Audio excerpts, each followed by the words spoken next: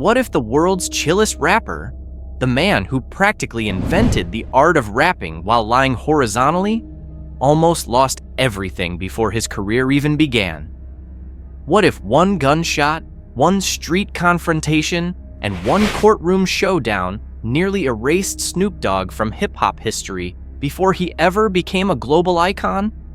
Today we're diving into the insane true story of how Snoop Dogg, yes, Mr. Gin and Juice himself, once stood trial for murder and walked out a free man. But the road to that freedom was anything but smooth, from Calvin to Snoop. Before the fame, before the trials, before the memes, Snoop Dogg was Calvin Broadus Jr., a tall, skinny kid from Long Beach who loved football, rap, and occasionally getting into trouble he really didn't need. Growing up in the early 80s and 90s in Long Beach meant seeing real gang activity, not the Instagram aesthetic version, where people throw signs, but also do TikTok dances. The real streets had rules, tension, and consequences.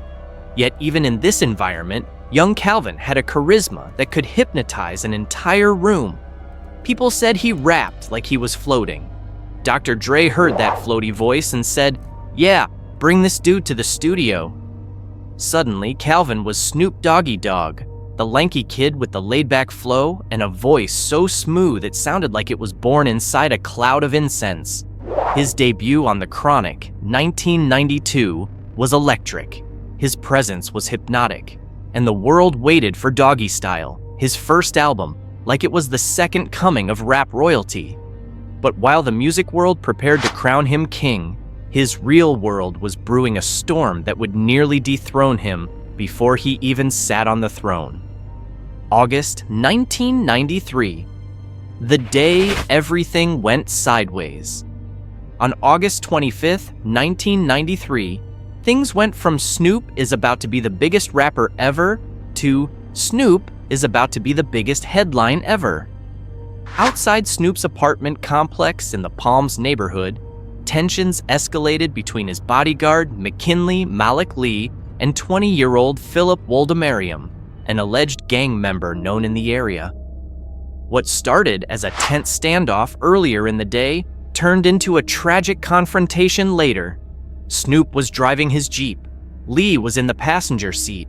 Suddenly, everything snapped into chaos. Lee fired a shot. Woldemariam was hit and later died. And just like that, one of the hottest rising stars in the world went from rehearsing music videos to rehearsing legal statements. The Los Angeles Police Department didn't treat this like some accidental incident. They came down on Snoop like he was the season finale villain of a true crime series. The city didn't know whether to keep listening to his music or start preparing a Free Snoop campaign. The arrest heard across hip-hop. When Snoop was officially arrested and charged with first-degree murder, the news spread faster than a leaked album in the Napster era. This wasn't a mild celebrity caught with a questionable herbal substance situation. This was murder. Suddenly, the media treated Snoop like a real-life version of the gangster character critics always accused him of portraying in his lyrics. Imagine being 21 years old, sitting on the hottest album of the decade, and then finding out you might spend the rest of your life behind bars. It's like being given a golden ticket to Willy Wonka's factory and immediately losing it down a sewer grate. Death Row Records was panicking, lawyers were strategizing, and Snoop? Snoop was trying not to have a heart attack every time he walked into court. Even Suge Knight reportedly looked stressed, which is saying something, because Suge Knight usually looks like the one causing stress, not experiencing it, where rap lyrics became evidence. The trial officially kicked off in November 1995, and it was nothing short of a spectacle. Camera crews camped outside like fans waiting for Whoop 5 restocks. Journalists wrote headlines like they were entering a competition for most dramatic word choice. And inside the courtroom, pure theatrics. The prosecution argued that Snoop and Lee chased down Woldemariam. The defense argued that Lee acted in self-defense because Woldemariam was reaching for a gun. There were witness statements, retracted statements, missing evidence, mysteriously missing clothing items, and enough contradictions to make the jury look like they needed an Advil every morning. The prosecutors even pulled out Snoop's rap lyrics, reading them out loud like suburban parents auditioning for a PTA talent show. You've never heard awkward until you've seen a middle-aged attorney attempt to interpret gangsta rap like it's Shakespeare. Meanwhile, Snoop sat quietly every day in court, wearing perfectly tailored suits and trying not to look like someone who could face life in prison. For a guy who built his brand on chill vibes, this was the exact opposite of chill. This was DEFCON 1 with a side order of nightmares. The verdict that changed everything. After 6 long days of jury deliberation, February 20th, 1996 became the day hip-hop collectively held its breath. When the verdict was read, not guilty, the courtroom exploded in relief. Snoop hugged his lawyers. Reporters scrambled to update their headlines. Fans celebrated like their team had just won the championship. The jury couldn't agree on the lesser charge of manslaughter, so the judge declared a mistrial on that count. But the main story was clear. Snoop Dogg walked out a free man. Later, Snoop admitted that during the trial, he kept thinking one thing over and over. Would he live long enough to raise his son? For a rapper known for confidence, swagger, and effortless cool, this was the first time he openly admitted he was terrified. And honestly, who wouldn't be? The man almost went from rap royalty to prison inmate before he even hit 25. Reinvention mode activated. Most celebrities barely recover from scandals involving parking tickets, let alone murder trials. But Snoop didn't just recover. He reinvented himself like a man preparing for season 2 of his life. He leaned into a softer, funnier, more lovable version of himself. He went from gangsta rap icon to the unbothered uncle of pop culture. Before long, he was appearing in movies, commercials, talk shows, cooking shows, and even children's programming.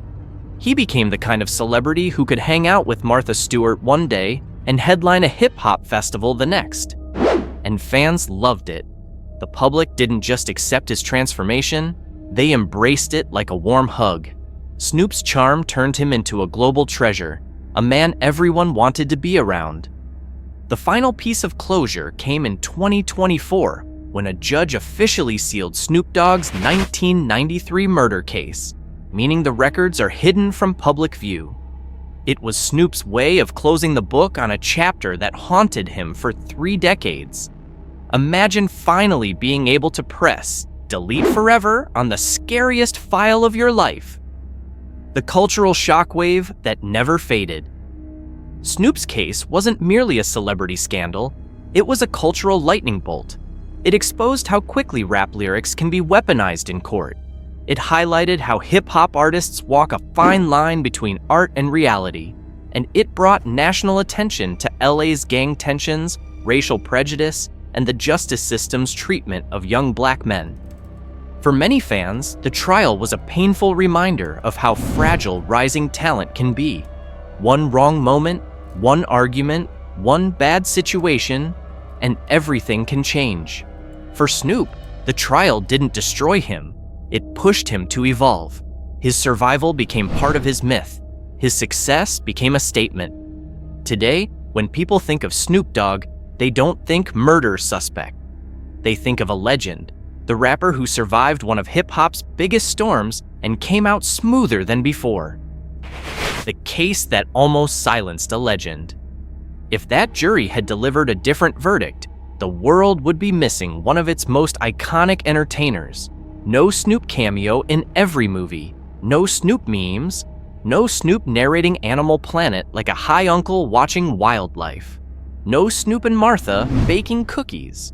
No Snoop being the coolest guy in every room he walks into. But instead of ending him, the trial became his turning point, his evolution, his wake-up call, the moment he decided that if life gave him a second chance, he was going to make it count. This isn't just the story of a crime, it's the story of a near miss that turned into a legacy, a reminder that even legends almost lose everything, and a testament that sometimes the most dangerous road leads to the most iconic destination. And that, right there, is the unbelievable true story of how Snoop Dogg came face to face with a murder charge that could have ended his entire career before it even began. If you enjoyed this deep dive into one of hip-hop's wildest real-life courtroom sagas, make sure you hit that, like, and don't forget to subscribe to the channel. Thanks for watching, and as Snoop would say, stay smooth, stay real, and we'll catch you in the next one.